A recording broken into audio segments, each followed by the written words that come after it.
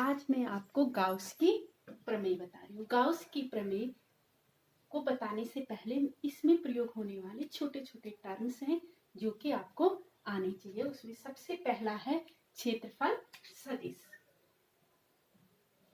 क्षेत्रफल सदिश। अब क्षेत्रफल सदिश क्या है? क्षेत्रफल देखो, किसी समतलीय क्षेत्रफल में परिमाण के साथ साथ दिशा भी होती है। कोई भी समतलीय क्षेत्रफल है, इसमें परिमाण के साथ साथ क्या होती है? दिशा भी होती है। परिमाण के साथ साथ दिशा भी होती है। क्षेत्रफल की दिशा पृष्ठ पर खींचे गए अभिलंब की दिशा से बाहर की ओर होती है। देखो, इस क्षेत्र भाई कोई भी जो है किसी समतलीय क्षेत्रफल में परिमाण के साथ साथ क्या होती है? दिशा भी होती है। और जो क्षेत्रफल की दिशा पृष्ठ पर खींचे गए लंब से बाहर की ओर होती है। माना ये क्षेत्रफल कितना है? एस ds है, ठीक है ना। तो इसका क्षेत्रफल सदिश क्या होगा? इस पर जो हम लंब खींचेंगे उससे बाहर की ओर होगा। और क्षेत्रफल सदिश को हम कैसे दिखाते हैं? ds बराबर ds n कैप, जिसमें ds तो क्षेत्रफल का मान हो गया और n कैप है एकांक वेक्टर। तो किसी भी क्षेत्रफल में, जैसे हम ये क्षेत्रफल है, अब इसमें जो अगर हम कहेंगे क्षेत्रफल सदिश की दिशा कहाँ है, तो क्षेत्रफल के लंबवत ऊपर की हो गया ना, लंबवत हो गया। अगर क्षेत्रफल इसकी बजाय ऐसे खड़ा हो तो इसके लंबवत, अगर ये तिरछा हो गया तो ऐसे। तो क्षेत्रफल सदैव क्या होता है? क्षेत्रफल पर खींचे गए अभिलंब से बाहर की ओर होता है। ये आपको अपने दिमाग में बैठा लेना, क्योंकि जितने भी हम गॉस के प्रयोग के अनुप्रयोग करेंगे, गॉस की प्रमेय के अनुप्रयोग करेंगे या गॉस की प्रमेय करेंगे, वहां पे हमें हमेशा क्षेत्रफल सदिश और वैद्युत क्षेत्र की तीव्रता E के बीच का कोण निकालना है। तो वैद्युत कोई भी पृष्ठ हो, उसमें क्षेत्रफल सदिश क्षेत्रफल के सदैव लंबवत होगा। अगर ऐसे पृष्ठ रखा हुआ है तो इसके लंबवत ऐसे क्षेत्रफल सदिश होगा। अगर पृष्ठ ऐसे रखा हुआ है, ऐसे की बजाय क्या कर दिया, अब ये ऐसे ही है, अब हम ऐसे क्या, तो इसका क्या हो गया? क्षेत्रफल सदिश इस दिशा में हो गया। अगर हम इसे तिरछा करें तो इस दिशा में आ जाएगा। तो क्षेत्रफल सदिश सदैव क्षेत्रफल के लंबवत लिया जाता है, ठीक है ना। एक चीज आ गई क्षेत्रफल सदिश। दूसरा उसमें प्रयोग होता है घन कोण। घन कोण, घन कोण सॉलिड एंगल। किसी गोलीय पृष्ठ द्वारा गोले के केंद्र पर आंतरिक कोण को घन कोण कहते हैं। माना ये कोई गोलीय पृष्ठ है और इसके द्वारा केंद्र पर आंतरिक कोण को घन कोण कहते हैं। इसे हम ओमेगा से दर्शाते हैं। माना क्या है? क्षेत्रफल है और इससे केंद्र पर आंतरिक कोण क्या है? घन कोण है। किसी गोलीय पृष्ठ द्वारा गोले के केंद्र पर आंतरिक कोण को क्या कहते हैं? घन कोण कहते हैं। इसे ओमेगा से दिखाते हैं और इसका मात्रक क्या होता है? स्टेरेडियन होता है। अब अगर ये जो इसे हम घन कोण ओमेगा बराबर हम लिखते हैं, अगर इसका क्षेत्रफल डेल एस हो, डेल एस हो, इसका क्षेत्रफल डेल एस हो और इसकी यहाँ से इसके केंद्र से दूरी कितनी हो? आर हो, तो इस घन कोण ओमेगा बराबर होता है del s upon r square. लेकिन अगर यह सीधा न हो करके किसी कोण पर झुका हुआ है, ठीक है ना, या फिर क्या कह सकते हैं कि यदि पृष्ठ क्षेत्रफल गोलीय न हो, ठीक है ना, अथवा बिंदु गोले का केंद्र न हो, तो ये बिंदु है ये गोले का केंद्र न हो, या फिर ये पृष्ठ गोलीय न हो, तो घन कोण ओमेगा बराबर क्या होगा? तो ओमेगा बराबर, माना ये कोई पृष्ठ है लेकिन ये क्या है? थीटा कोण झुका हुआ है, ठीक है ना। और यहाँ से इसकी दूरी तो माना आर ही है, आर है, लेकिन ये वैद्युत क्षेत्र ई के साथ कितना कोण बना रहा है? ds, थीटा कोण बना रहा है। तो फ्लक्स क्या हो, तो घनकोण ओमेगा बराबर होगा डी, छोटा सा क्षेत्रफल है तो हम लेंगे d s cos theta upon r square. तो ये हो गया क्षेत्रफल सदिश, हमेशा क्षेत्रफल के लंबवत दिशा में होगा बाहर की ओर। और फिर हो गया घनकोण, किसी गोलीय पृष्ठ द्वारा या फिर किसी पृष्ठ द्वारा केंद्र पर आंतरिक कोण क्या होता है, घनकोण होता है। और ये इसका मान होता है d s cos theta upon r square. और संपूर्ण गोले द्वारा या संपूर्ण पृष्ठ द्वारा जो घनकोण किसी बिंदु पर बनाया जाता है वो हमेशा 4 पाई होता है, क्योंकि वो संपूर्ण पृष्ठ द्वारा बना हुआ है। अब आता है विद्युत फ्लक्स। अब क्या आएगा, विद्युत फ्लक्स। अब विद्युत फ्लक्स है क्या, तो विद्युत फ्लक्स एक भौतिक राशि है जो विद्युत बल रेखाओं को मापने में के लिए बनाई गई है। ठीक है ना, विद्युत फ्लक्स।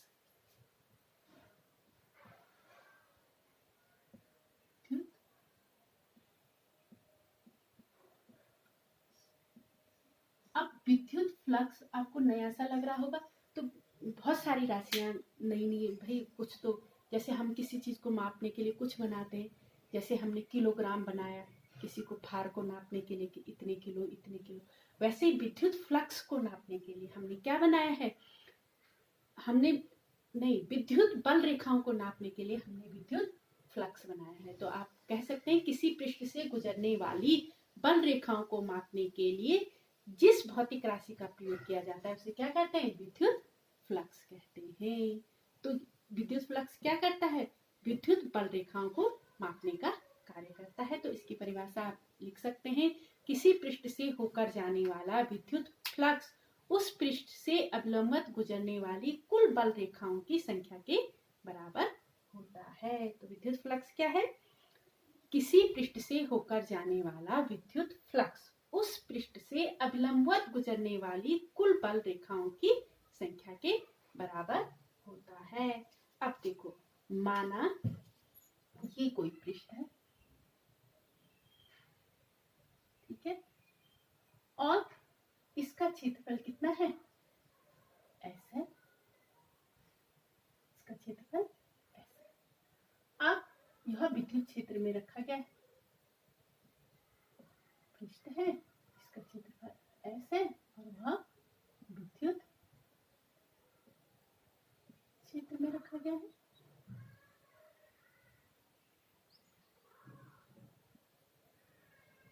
विद्युत क्षेत्र में रखा गया है मैंने, ठीक है ना। और इस विद्युत क्षेत्र की तीव्रता E है।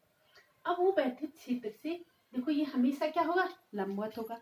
अब ये पृष्ठ कैसा है भाई, विद्युत क्षेत्र तो हमेशा पृष्ठ क्षेत्रफल सदिश तो हमेशा क्या होता है, क्षेत्रफल के लंबवत होता है, ऐसा। अब ये ऐसा ना होकर के ऐसा है, तो विद्युत क्षेत्र इसका किस साइड होगा, इधर की। माना अगर ये इसका बिंदु है तो हम इसके लिए विद्युत क्षेत्र लें तो उसकी दिशा क्षेत्रफल सदिश ds इस साइड होगा, है ना, ऐसा है तो ये ऐसा हो जाएगा। और विद्युत क्षेत्र की तीव्रता तो किस दिशा में है, इस दिशा में है, तो इसके बीच का कोण क्या है, थीटा है। तो इस क्षेत्रफल का विद्युत फ्लक्स, तो विद्युत फ्लक्स क्या हो जाएगा, phi equal to E dot s, ठीक है ना। फिर से सुन लो, विद्युत फ्लक्स, किसी पृष्ठ से होकर जाने वाला विद्युत फ्लक्स उस पृष्ठ से अवलंबित गुजरने वाली, ये अवलंबित है इस पृष्ठ से, अवलंबित गुजरने वाली कुल बल रेखाओं की संख्या के बराबर होता है। तो E डॉट डी एस, ठीक है ना, हम इसे लिख सकते हैं E एस कॉस थीटा, ठीक है ना, ये आ गया। अब माना ये तो हो गया किसी संपूर्ण पृष्ठ के लिए फाई का मान। अब माना हमें पृष्ठ छोटे छोटे पृष्ठों के लिए पहले निकाल के और फिर संपूर्ण पृष्ठ के लिए फ्लक्स निकालना है। माना कोई अनियमित आकृति है ये, ठीक है ना, और इसके केंद्र पर कोई बिंदु, कोई आवेश प्लस क्यू रखा गया है। अब इसके पृष्ठ पर माना कोई छोटा सा क्षेत्रफल है ये, ठीक है ना। अब क्षेत्रफल ऐसे है तो इसका क्षेत्रफल सदिश कैसे होगा, इसके लंबवत ds है ना। और प्लस क्यू के कारण इस पर एक वैद्युत क्षेत्र होगा। आपको पता है बिंदु आवेश के कारण r दूरी पर एक वैद्युत क्षेत्र होता है माना, और वो हमेशा प्लस आवेश है तो किसके कहाँ के लिए होगा, बाहर के लिए होगा, ठीक है। अब इस क्षेत्रफल के कारण विद्युत फ्लक्स यानी कि अल्फ फ्लक्स d फाई बराबर फिर वही होगा E डॉट ds क्षेत्रफल सदिश, और इसे लिख सकते हैं E ds cos थीटा, क्योंकि क्षेत्रफल सदिश और विद्युत क्षेत्र के बीच कोण क्या है, थीटा है। ये तो हो गया छोटा अल्पांश फ्लक्स जो इस क्षेत्र से गुजर रहा है। अब मैं कहूंगी इस प्लस क्यू के कारण इस संपूर्ण पृष्ठ से कितना वैद्युत फ्लक्स गुजर रहा है, तो संपूर्ण पृष्ठ से गुजरने वाला संपूर्ण पृष्ठ से गुजरने वाला फ्लक्स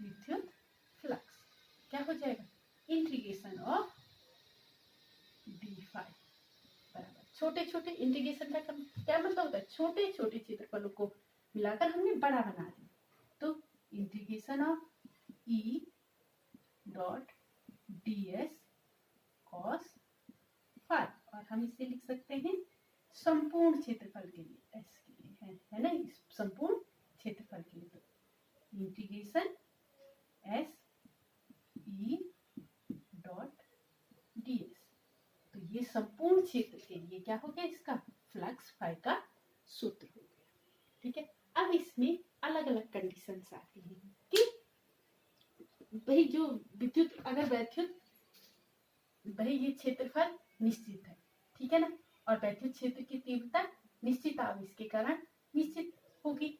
अब हम ये कहें कि ये पृष्ठ अलग अलग अगर हम कोणों पे रखें तो वैद्युत क्षेत्र की तीव्रता कब अधिक, भाई विद्युत फ्लक्स कब अधिकतम होगा और कब न्यूनतम होगा, तो इसके लिए हम लिखेंगे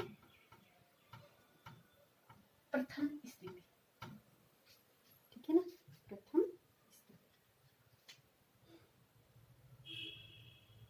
स्थिति फर्स्ट, ठीक है। हमने एक क्या है, एक समान विद्युत क्षेत्र लिया, ये एक समान विद्युत क्षेत्र है और इस पर कोई आवेश, इस पर कोई जो पृष्ठ से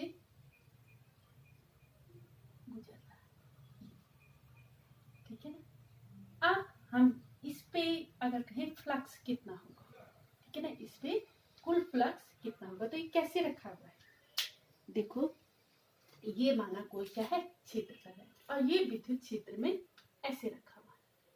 अब मैंने आपको बताया था क्षेत्रफल सदिश सदैव क्षेत्रफल के लंबवत होता है, यानी कि इस दिशा में होगा, तो S कहाँ होगा, ds इस दिशा में होगा, और E भी क्या है, वैद्युत क्षेत्र की तीव्रता भी इसी दिशा में है, तो flux phi equal to E ds cos theta, क्योंकि ds और E एक ही दिशा में है, क्षेत्रफल सदिश व विद्युत क्षेत्र की तीव्रता एक ही दिशा में है,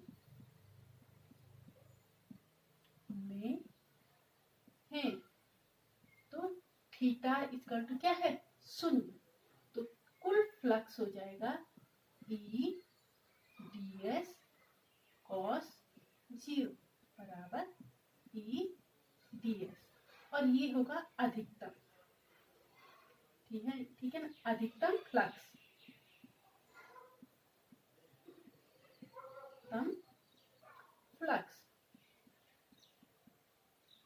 ठीक है। दूसरी स्थिति सेकंड,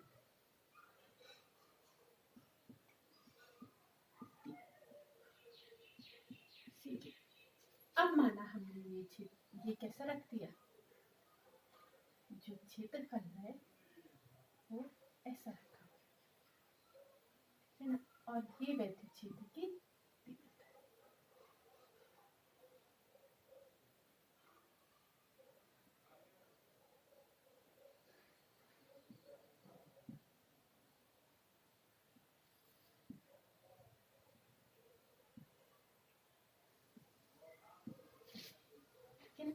अब क्षेत्र की तीव्रता तो इस दिशा में है, और आपको पता है ये ऐसा दिखाया गया, ऐसे। अब इसमें क्षेत्रफल सदिश क्या होगा, सदैव अभिलंब से ऊपर की ओर, पृष्ठ पर खींचा जो लंब खींचेंगे उससे बाहर की ओर, यानी कि इसमें क्षेत्रफल सदिश कहाँ के लिए है, ds, और वैद्युत क्षेत्र की तीव्रता इधर के लिए है ना, तो इनके बीच कितना कोण है, 90 अंश। तो फाई इक्वल टू क्या हो जाएगा, E dot ds cos theta की जगह क्या है 90, क्षेत्र सदिश ds और वैद्युत क्षेत्र की तीव्रता E के बीच कोण क्या है 90 अंश है, तो cos 90 का मान 0, फाई। तो इस स्थिति में फाई क्या होगा, न्यूनतम फ्लक्स,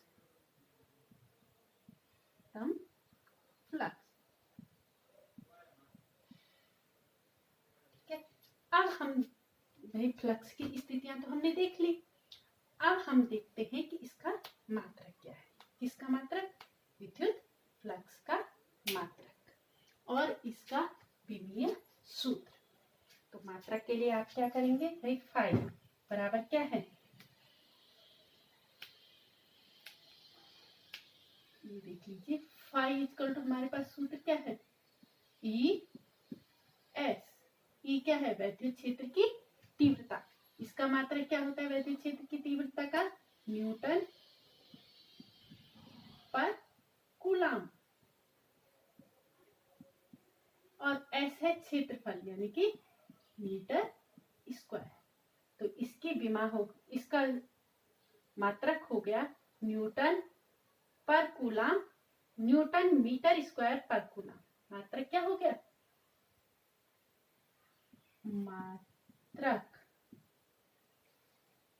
फ्लक्स का मात्रक क्या हो जाएगा, न्यूटन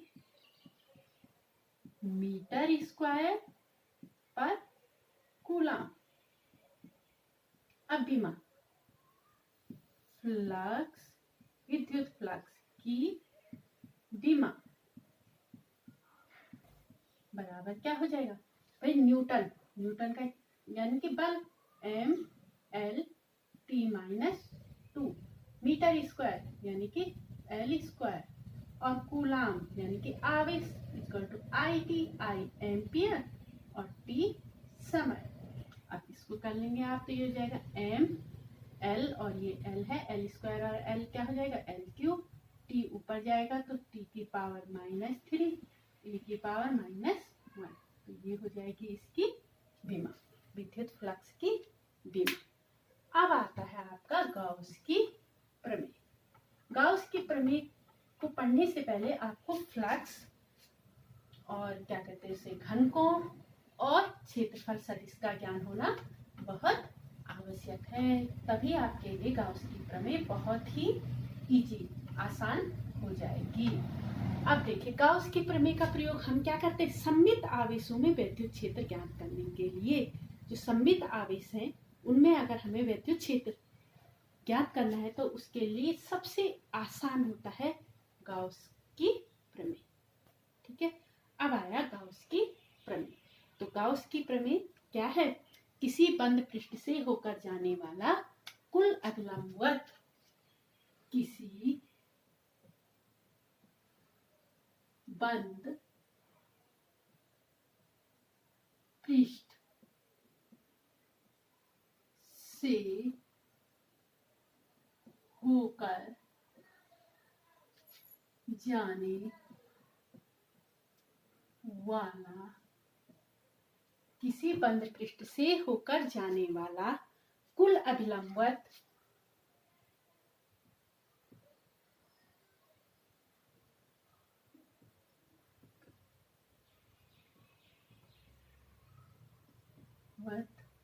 किसी बंद पृष्ठ से होकर जाने वाला कुल अभिलंबवत विद्युत फ्लक्स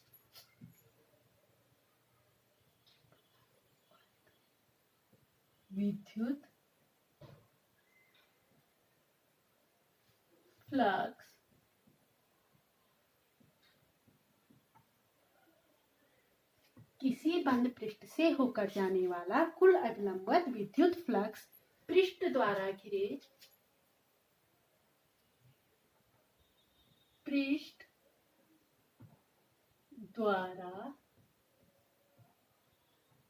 घिरे कुल आवेश का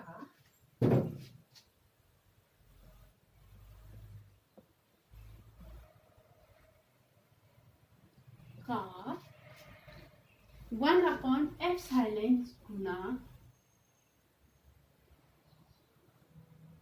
1/ε0 गुना होता है। इसको आप ढंग से याद कर लो। किसी बंद पृष्ठ से होकर जाने वाला कुल अभिलंबवत विद्युत फ्लक्स पृष्ठ द्वारा घिरे कुल आवेश का 1/ε0 गुना होता है, यानी कि फाई इक्वल टू 1/ε0 गुना किसका? पृष्ठ द्वारा घिरे कुल आवेश का। पृष्ठ द्वारा घिरा कुल आवेश।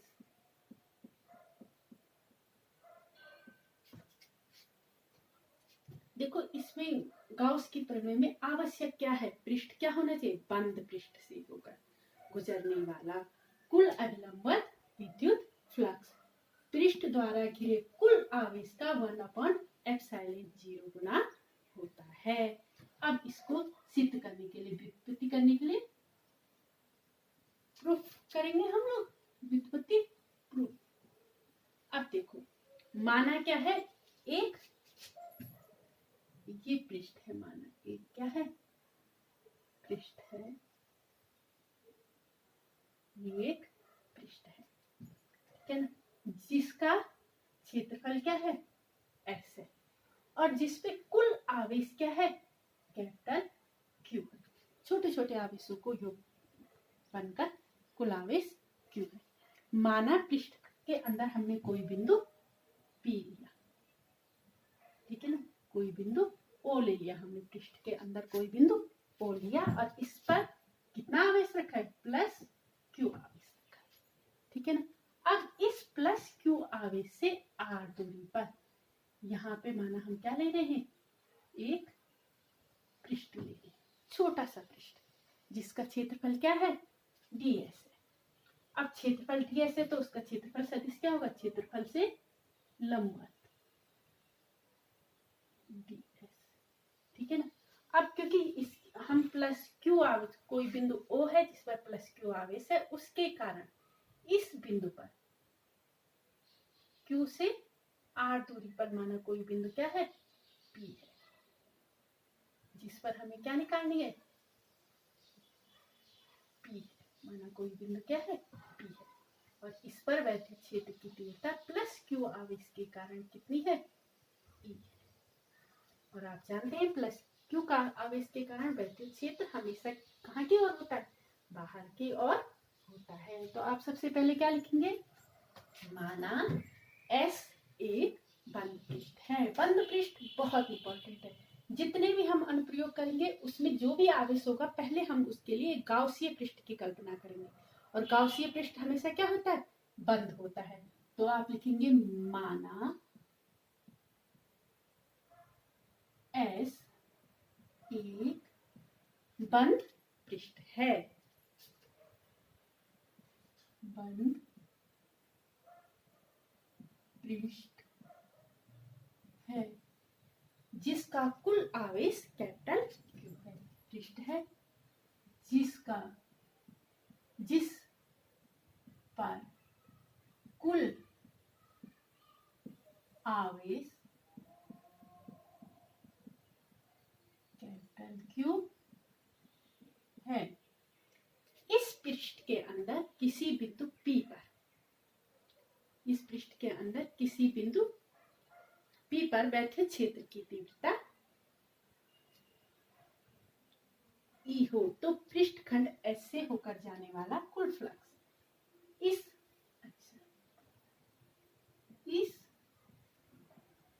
पृष्ठ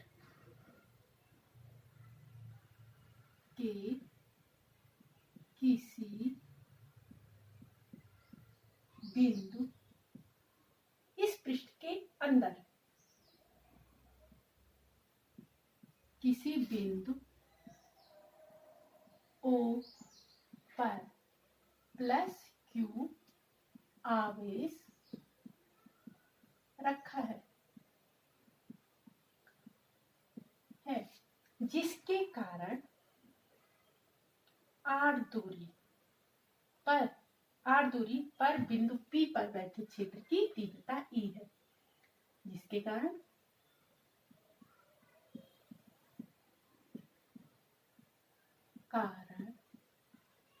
R दूरी पर स्थित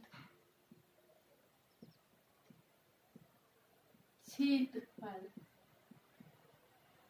पर विद्युत स्थित बिंदु P पर विद्युत क्षेत्र की तीव्रता विद्युत क्षेत्र की तीव्रता क्या है, E है। तो ds क्षेत्रफल से गुजरने वाला कुल फ्लक्स हो तो पृष्ठखंड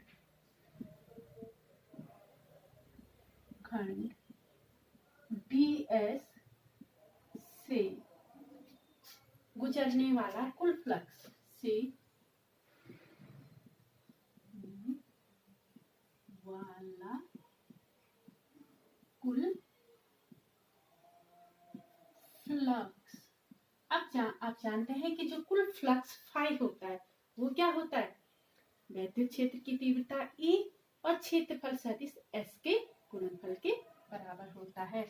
तो इस छोटे से क्षेत्रफल से जो फ्लक्स गुजरेगा वो माना d फाई है, तो ये बराबर होगा E डॉट ds, और इसे हम लिखेंगे E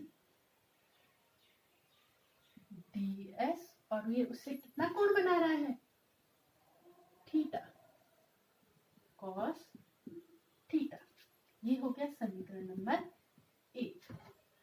अब प्लस, हम जानते हैं प्लस Q आवेश के कारण बिंदु P पर विद्युत क्षेत्र की तीव्रता कितनी होगी, तो प्लस Q आवेश के कारण बिंदु P पर विद्युत क्षेत्र की तीव्रता, विद्युत क्षेत्र की तीव्रता।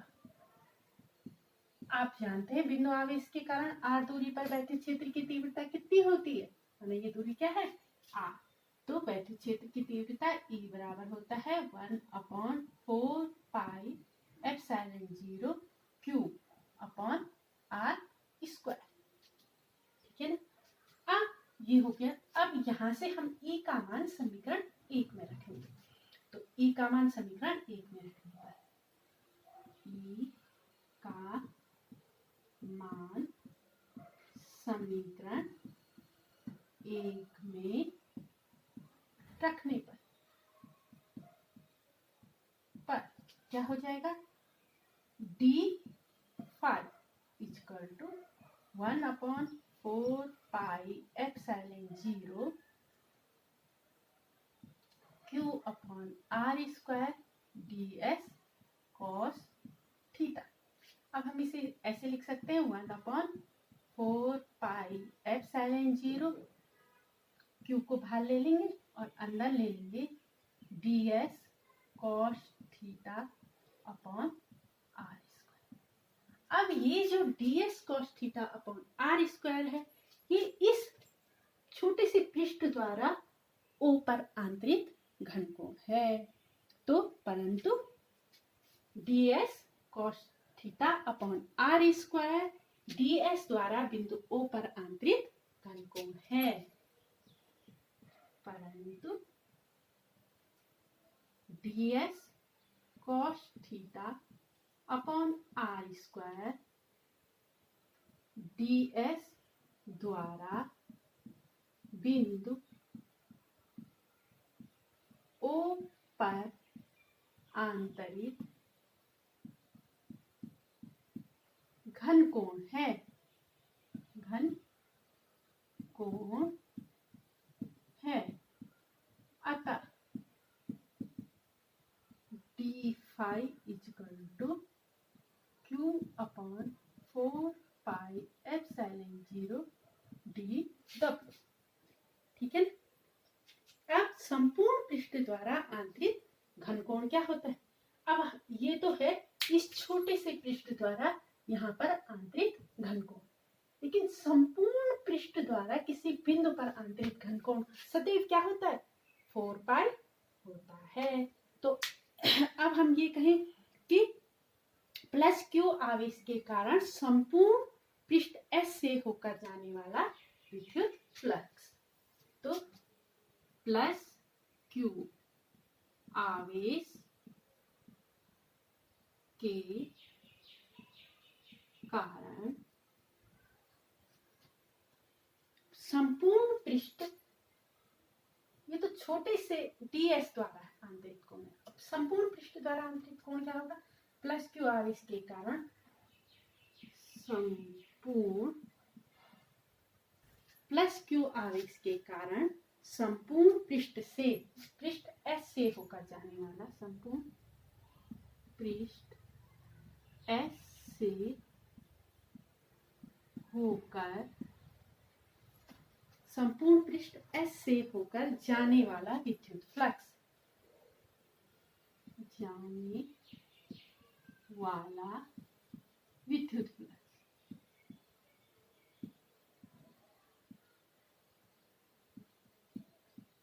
अब देखो ये तो छोटे से पृष्ठ द्वारा जाने वाला विद्युत फ्लक्स था d5, तो ये ऐसे अनेक पृष्ठों फ्लक्सों के योग के बराबर होगा, यानी कि 5 equal to Q upon 4 pi epsilon 0 तो कांस्टेंट है और इंटीग्रेशन होगा पूरे घनकोण का, यानी कि संपूर्ण, पहले dw तो था इस छोटे से पृष्ठ द्वारा O पर आंतरिक घनकोण, अब संपूर्ण पृष्ठ द्वारा O पर आंतरिक घनकोण, तो संपूर्ण यानी कि क्लोज पृष्ठ द्वारा O पर आंतरिक घनकोण, और संपूर्ण पृष्ठ द्वारा आंतरिक घनकोण सदैव क्या होता है, 4 पाई होता है।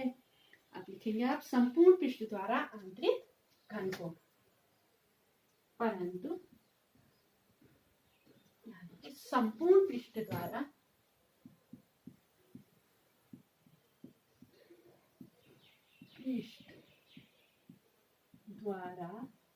आंतरिक घनकोण,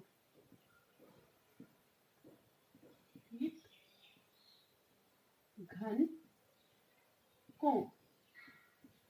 क्या हो जाएगा, इंटीग्रेशन ऑफ डी डब्ल्यू, पहले था डब्ल्यू, यहाँ से आंतरिक, अब ऐसे सारे कोण को मिला, ऐसे सारे छोटे छोटे पृष्ठों को मिलाकर संपूर्ण पृष्ठ द्वारा आंतरिक घन कोण कितना होता है, 4 पाई। ठीक है, तो यहाँ पे आ जाएगा phi equal to q upon 4 pi epsilon 0 into 4 pi, 4 pi से 4 पाई कैंसिल, तो phi equal to q upon epsilon 0। अब ये क्यू अपॉन एप्सिलॉन 0 किसके द्वारा आंतरिक, जो कुल फ्लक्स है वो प्लस क्यू आवेश के कारण कुल फ्लक्स है, लेकिन इस पृष्ठ में तो बहुत सारे Q1, Q2, Q3, Q3, 4 और कुल मिलाकर कैपिटल क्यू आवेश है, तो इनके द्वारा कुल फ्लक्स। तो आप क्या लिखेंगे, आप लिखेंगे कि कुल फ्लक्स कितना होगा, किसके द्वारा, संपूर्ण पृष्ठ द्वारा घिरा कुल, यानी कि ये तो केवल एक आवेश के कारण है, लेकिन ये पृष्ठ तो ऐसे क्या है, अनेक आवेशों से मिलकर बना हुआ है। तो हम लिखेंगे, परंतु हम क्या लिखेंगे, यदि पृष्ठ के भीतर अनेक आवेश हो, लिखना है छोड़ दें, चलो लिख लेते हैं, यदि पृष्ठ के अंदर अनेक आवेश हो, तो अनेक आवेश Q1, Q2, Q3 हो, तो संपूर्ण आवेश के कारण संपूर्ण पृष्ठ से होकर गुजरने वाला कुल फ्लक्स, संपूर्ण आवेश सो Q1, Q2, Q3 के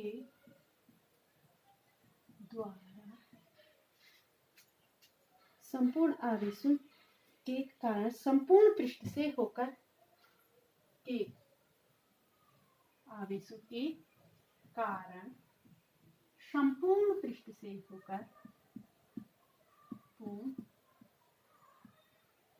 पृष्ठ से होकर गुजरने वाला फ्लक्स क्या हो जाएगा, इसको हम यहाँ पे कर लेते हैं, flux phi equal to Q1 upon epsilon 0 plus Q2 upon epsilon 0 plus Q3 upon epsilon 0 और डैश डैश, इसमें 1 अपॉन एप्सिलॉन 0 कॉमन लेंगे तो ये हो जाएगा Q1 plus Q2 plus Q3 और डैश डैश। हमने शुरू में माना था कि संपूर्ण पृष्ठ S का कुल आवेश क्या है, कैपिटल Q है, तो phi equal to 1 upon epsilon 0 into Q, क्योंकि क्या लिखोगे, क्योंकि Q बराबर Q1 plus Q2 plus Q3, ठीक है ना। तो हम देख रहे हैं कि जो किसी भी पृष्ठ से जो कुल फ्लक्स गुजरता है वह आवेश का एप्सिलॉन 0 गुना होता है।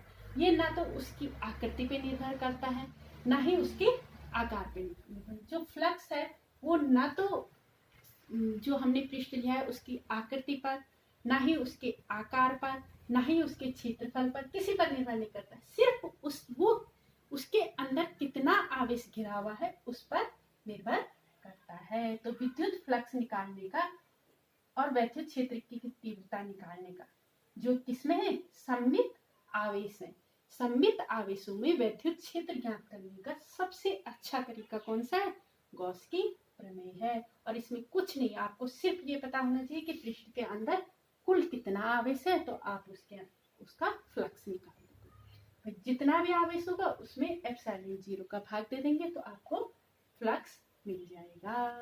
तो ये आ गई आपके गॉस की प्रमेय, ये बहुत इंपॉर्टेंट है और सिद्ध करने के लिए पूछी जाती है। इसके बाद हम इसके अनुप्रयोग बताएंगे।